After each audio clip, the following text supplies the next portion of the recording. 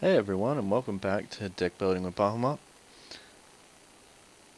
With the release of the Eldritch Moon expansion, there's been a lot of new options opened up for our card selection, so we're going to try a few of the new cards from the expansion, along with a few of the old favourites in our deck building today. So our deck today is going to be of the white colour, because a few of the new cards in that colour are quite interesting and make for a few nice little strategies within play. So to begin with, we'll just look at the new white cards in the expansion that are of particular interest to us. And so you can see there for the end game and high-end mana cost, we have Bruna, the Fading Light. Okay, nice little return ability, flying, vigilance, 5/7. Does cost 7 mana, but that's equivalent to its abilities. You may also note that it's an Angel Horror, so for those people who like using the boomerang effect of Thing in the Ice, which is a blue creature, that actually works very well with a lot of the new horrors that have been added into the expansion. So that can actually gel well with almost any other color now, because there's so many horrors being added. So yes, even though it's expensive, we'll be adding both of those to the deck. Now, there's a few other cards in there that we'll be adding, but I want to show you this one next, because there's a new ability with the expansion called Meld. So as you can see there down the bottom of the card, melds with Xella, the Broken Blade. Now what that means is that if you have both creatures out in play, so as you can see there's Xella, depending on the meld ability, so some of them work instantly, some of them work at the beginning of your end step, and so on. So there's different trigger abilities for that. But essentially what you do is you lose two creatures to create a more powerful single creature.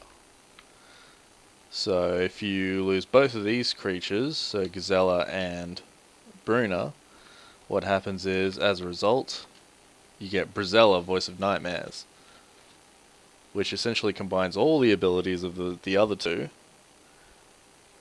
and gives you another nasty ability there. So your opponents can't cast spells with converted mana cost 3 or less. So yeah, that's very nice for getting rid of white's removal spells and a lot of counter spells, things like that. So the only things that are left to your opponent are the big endgame stuff and the occasional big buff spell or thing like that. So it makes it very hard for them to come back once that thing comes into play. The only downside, of course, is you can only have one Gisela, so you have 1 in 60 chance of actually drawing the card that you need, and then there's also only 2 out of 60, so 1 in 30 chance of drawing Bruna. So combine those odds and it's unlikely to happen, but the good news is that both of those cards are useful in their own right, so even if it doesn't happen, at least you've got 2 useful cards that you can use. And if it does happen, well, tough luck to your opponent. So we'll be adding her in as well. Okay, another nice addition is Dahlia, Aerotek Cathar. Now 3 mana for a first strike and a 3/2 is fine. You know, that's equivalent to its mana cost. But then you see the secondary ability, which makes her a lot more useful. So essentially what it does is ensure that your opponent can't use haste to their advantage, and if they're using multi-lands or lands that come into play, non-basic lands that don't come into play tapped, then it slows down their deck as well. So it's definitely a nice benefit. Oh, and also they can't tap creatures that just came into play. So sometimes if your opponent has creatures with haste, they might tap creatures for an ability as soon as they come into play. They can't do that if you have this creature out. So it's a lot of little benefits, but they all add up to one very useful card. So I'll put both of those in as well, and she's a human as well, which if you want to focus this deck more on humans than angels, then you can trigger all those beneficial abilities that humans have. There are quite a few of them in the white deck, sorry, in the white color. Now if you want to combine offense or defense with removal, you can do that by the new enchantment Faith Unbroken. So as you can see there, it costs a little bit, so 4 mana, but what it does is you can target you can exile a target creature on the opponent's side, as well as buffing up one of your own creatures. The only downside, of course, is if that creature dies or the enchantment is removed, they get the creature back. But the potential for tactical turnarounds is quite high. Note that it's also an enchantment, and there's multiple ways to bring back enchantments. So if you're revolving around an enchantment deck like this one will be, then it gives you more options for dealing with your opponent's creatures. So we'll put a couple of those in. Now in combination with that, because we're going for an enchantment deck, we're going to put in Ironclad Slayer. So as you can see there, 3 mana for a 3/2, fair enough. But his extra ability there to return an aura equipment card is very useful with this deck. Plus he's a human, so he can trigger any of those beneficial human effects. Now depending on what type of enchantments you include in this deck, so if you're using enchantments that stay in play or that are one use or things like that, you may want to add more or less of this particular card. Another really cool card here is Collective Effort. So as you can see there's another of the new abilities there called Escalate. There was a similar effect on one of the blue spells from the last expansion. So as you can see there, you pay the 3 mana, you get a single one of the dot point abilities, but if you tap an untapped creature, you can get an additional one of the dot point abilities. And if you tap another creature, you can get another one, and have all of them trigger at once. So it can be extremely brutal.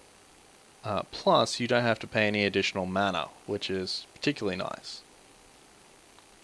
So I'll be adding both of those to our deck, and as you can see there, the abilities themselves are quite nice as well, because you can think of it as a potential removal, a potential dispel, enchantment, or just a potential buff, or all 2 or 3 of them put together. Down the lower end of the spectrum, in terms of mana cost, we've got Lone Rider. At 1/1, he isn't particularly tough to take down, but he does have some nice inherent abilities, as you can see there, First Strike and Lifelink, and since we're playing an enchantment deck, we can buff the crap out of him. The other nice thing is the second ability you can see there. So if you gain 3 or more life this turn, now keep in mind you don't actually need to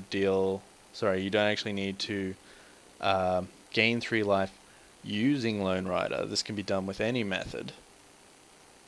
Then you can flip him, and he becomes It That Rides Us 1, which is 4/4, First Strike, Trample, and Lifelink. And all this for a potential 2 mana. So, a very nice outcome for very little investment. The only real challenge is preventing your opponent from picking him off with low damage spells and things like that. But if you put an enchantment on him relatively quickly, like Nimbus Wings, then he can be sitting there and draining your opponent's life quite happily until he flips. Now, one of the incredible enchantments that have been added to the expansion is Angelic Destiny. So 4 mana, but look at what you get for it. So it's an aura, gives a creature +4/+4, gives it flying, First Strike, and turns it into an angel. Oh, and if that creature dies, you get Angelic Destiny back in your hand. Anyone else think that's kind of broken? Yeah, me too. So, we'll definitely be putting that in. Now moving on to the cards, pre-expansion cards. We have Blessed Spirits, which work well with our enchantments, as they power up every time we play an additional enchantment, and also act as flying defense for us. Always Watching, definitely should be included in a pure white deck, because you'll never have mana type problems, and has a very nice effect for a reasonable mana cost. So we can see there, +1/+1 and vigilance to all creatures you control that are non-token, so nothing but benefit for us. And one of the best cheap enchantments or cheap auras that you can have is Nimbus Wings. 2 mana, gives a creature flying, +1/+2, which will work perfectly when combined with Lone Rider, and can be brought back by Ironclad Slayer because it's an aura spell, so works very well. And because it can't be affected by Declaration in Stone, we can have 4 of those. While you could put in Grasp of the Hieromancer if you want to tap, I think in general Nimbus Wings is more effective. You'll want to also put in Kyrian, Hero of Akros, because he's particularly annoying when powered up, especially due to his indestructible gain ability. Now, some of you may be familiar with this one because I used it in an earlier deck configuration, this particular combination, but it's still effective and it works very well with a deck we're creating, so even though it's a reuse, I'm going to add it in again. Hanwha Military Captain. So as you can see there, 2/2 for 2 mana, but the main thing of interest to us is when he flips, gains power equal to number of creatures you control, and acts as a spawner for additional tokens. So I'll be adding both of those in, and if you remember, the other part of that combination was Pious Evangel. So as you can see there, 2/2, 3 mana, but he does give you 1 life for each creature that enters the battlefield under your control. So a nice passive heal. Now combining with that, Hope Against Hope, because the more creatures you have on the field, the more powerful it is, and since the majority of your creatures are human, the first strike ability will activate. It's also an aura, so you can get that back, and it is a very nasty effect, so we'll put in both of those. Now, looking at our end game, at the moment we've only got our combination creature, really, or our couple of high power angels. But that doesn't really give us an effective end strategy at the moment. So, what we need to do is add in some more end game attack power and potential for buffing out our army. So to do that, because we're a heavy enchantment deck, we can combine with Sigil of the Empty Throne. So anytime we cast an enchantment, we gain a 4/4 white angel creature with flying, and it comes onto the battlefield. So that's definitely a nice effect for us. We can also add in Archangel Avacyn, which will give all our creatures indestructible for a turn. And if a non-angel creature dies, we can flip her to trigger her secondary ability. So she loses vigilance, but she becomes 6/5 and deals 3 damage to each other creature and each opponent, which can be very devastating for decks which revolve around weaker creatures with weaker toughness. So in our case, because of Always Watching, because of our multiple enchantments and buffs, it makes that 3 damage negatable. And even if it does kill off a few tokens or things like that, it doesn't really matter in the long run for us, because we can either generate more, or by that point, well, we should be powerful enough that we don't need them. Now, of course, there's the ever useful Declaration in Stone, which allows us to remove multiple of creatures with the same name from the battlefield, so definitely put that in there. We also have Thalia's Lieutenant, which gels well with our low-cost humans, which we do have quite a lot of them, and also particularly well with Lone Rider, because it can give it a little bit of a buff, which is often enough to keep it alive in the early stages of the game. So we'll put in both of those, and also this one grows in power the longer the battle goes on. So it's a nice investment in a potentially powerful card. So as you can see there, we've got our 38, and we'll move on to lands to round things off.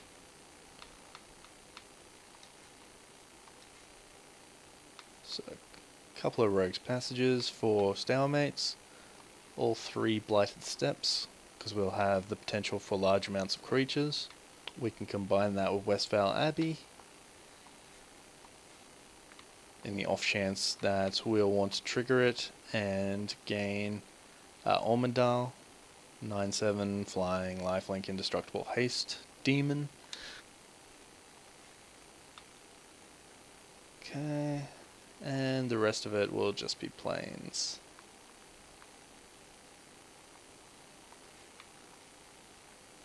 Okay, there we go. There's our first deck of the new expansion completed. So let's have a look at the breakdown. As you can see, as usual, we try and keep the 2 and 3 as our primary mana cost. Since we're only a single color deck, color distribution doesn't matter. And we can see we do have some end game cards there on the 4, 5, and 6 costs. Okay, we've got it all constructed and ready to go, and we'll move on to the testing phase now. Just briefly before the testing phase, we have the stars. So as you can see there, speed is fairly average, so not too high, not too low, just sort of middling. You can adjust that, of course, by taking out some of those heavier cost cards, but I like to leave them in there for end game. So as long as you manage to survive the first few turns, those cards will be a lot more effective to you. Strength, we do have some powerful creatures in there, but some of our initial creatures are buffed by enchantments, so even though you can see strength is only 1.5, because of our enchantments we'll actually be getting stronger than that, so it's more likely to be 2 or 2.5 stars in reality. Control, we do have a couple of control spells in there, but not too many, so that's why control is fairly low. But the main thing for us, as you can see there, is synergy, because we have a lot of creatures of the same type and creatures with beneficial effects that combine well with enchantments. So that is the main impetus of our deck. Okay, here we are, all ready to go.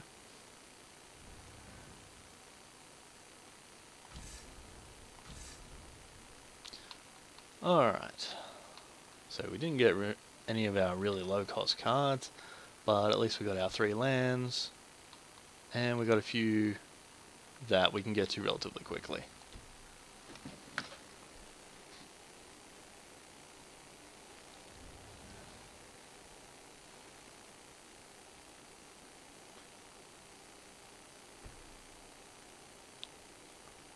Another one of the new expansion cards. Becomes quite dangerous once they have enough mana to transform it, but initially can be countered by most cheap creatures.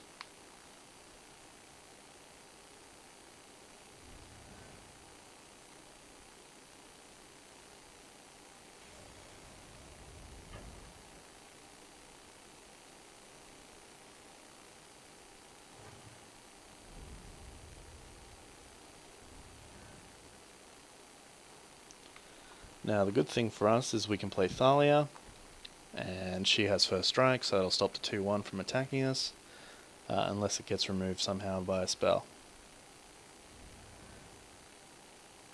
And since she's human, she'll also get powered up by Thalia's Lieutenant when I play him.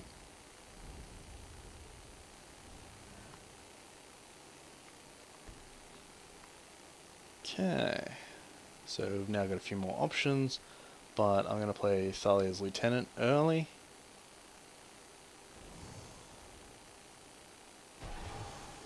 Which will power up Thalia. Alright. Didn't notice that before, but Thalia's Lieutenant and Thalia. Okay, so we're on to the attack phase. Since we got first strike, we can safely attack.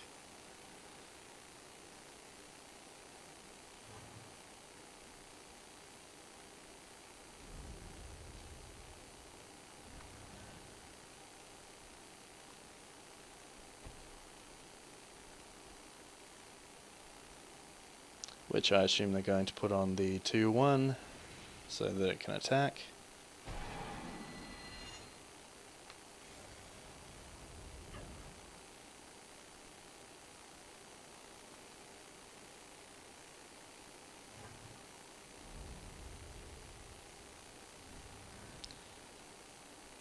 Okay, and since we drew the extremely broken Angelic Destiny, what I'm going to do is stick it on Thalia's Lieutenant.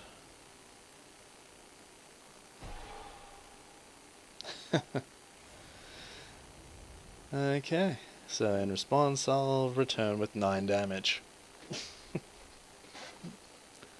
That enchantment is so wrong.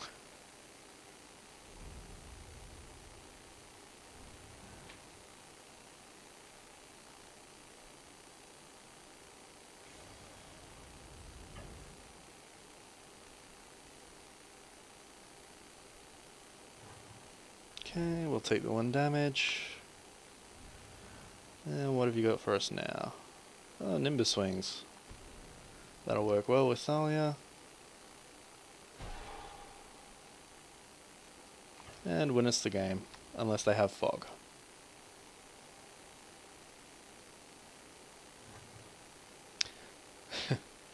Well, it may not have been a very thorough test. It does show you how effective you can build up very quickly with this deck and enchantments with very little mana. So as you can see there, we only had 4 mana for the whole battle, and we were able to quickly build up our creatures with enchantments and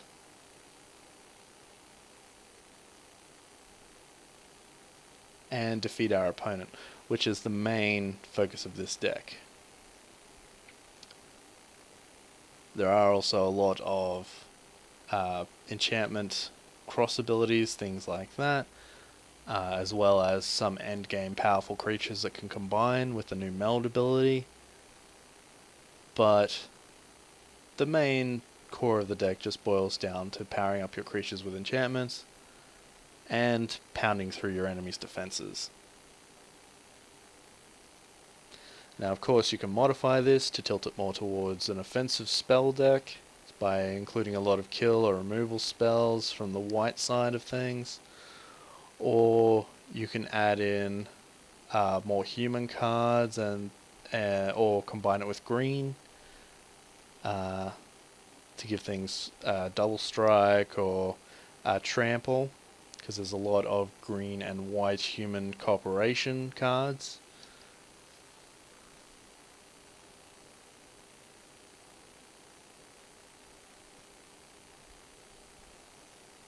Or you can simply just remove the enchantments and make a powerful creature deck with it, based off humans and angels. But I think the core strategy of this one is quite effective, and with a few little tweaks you can suit it to your own play style. So that's it for this week, and I'll see you next time.